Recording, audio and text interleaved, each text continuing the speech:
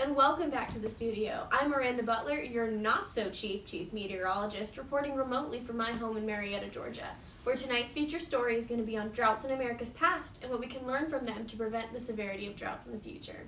What exactly is a drought? A drought is simply an absence of water. This is when we don't have a lot of precipitation and we see a lot of dry, high-pressure air systems rolling through.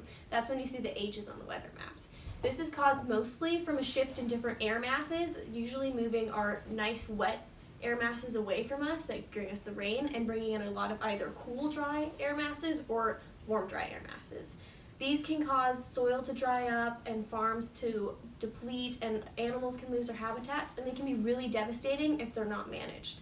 Now, it may seem like we can't possibly do anything about droughts, but there are certain ways that we can reduce the severity of droughts by simply changing lifestyle habits.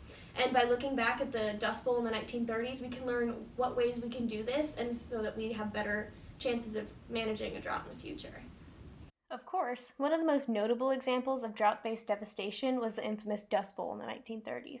Also known as the Dirty 30s, a major drought spanning the decade wrecked farmland in the Midwest and ruined many people's lives.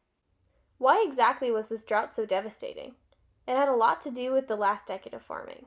During World War I, agricultural production had skyrocketed to meet food demands. This meant that land was farmed aggressively in the Midwest, and no methods were put in place to maintain soil health. By the time the Great Depression began, farmers had overworked their farms and production was beginning to slip. According to a study in the Journal of Political Economy, many farms in the Midwest were small and family-owned, meaning that there were no widespread plans to prevent soil erosion. By a year after the drought began, massive dust storms swept across the Midwest, with some spanning as far as Washington, D.C. and New York City. In the sky, the terrifying black clouds of dust would sweep through farms, leaving dust in any crevice they could find. The dust storms caused dust pneumonia and darkened skies for days at a time. This added to families' financial struggles during the Great Depression, and many lost their farms and moved west in hopes of starting over. People threw together what they could carry and either walked or drove for miles, desperately searching for work. The picture Migrant Mother by Dorothea Lange is one of the most popular images of this time. In her face, you can see the hopelessness and uncertainty about the future that many people felt during this time. Unfortunately, recovery in the Midwest did not start until the end of the 30s, when precipitation returned and FDR established soil conservation districts to coordinate erosion control.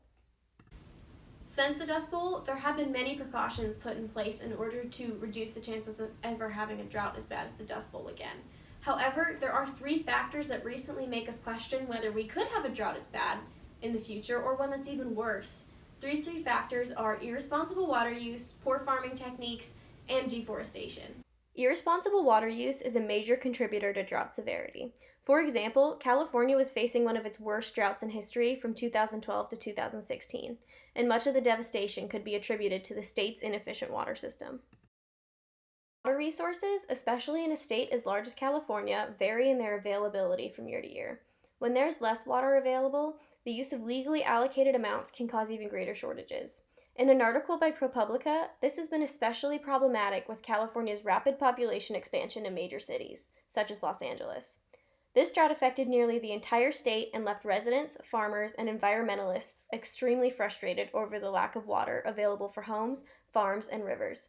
Some cities even had mandatory 25% cutbacks on water usage. Droughts can be scary, but there are plenty of ways to reduce the effects of them. More water-friendly farming practices can be implemented to reduce water waste. An example would be to grow and purchase shade-grown coffee. Instead of cutting down forests to grow coffee beans, the coffee plants are planted beneath the trees.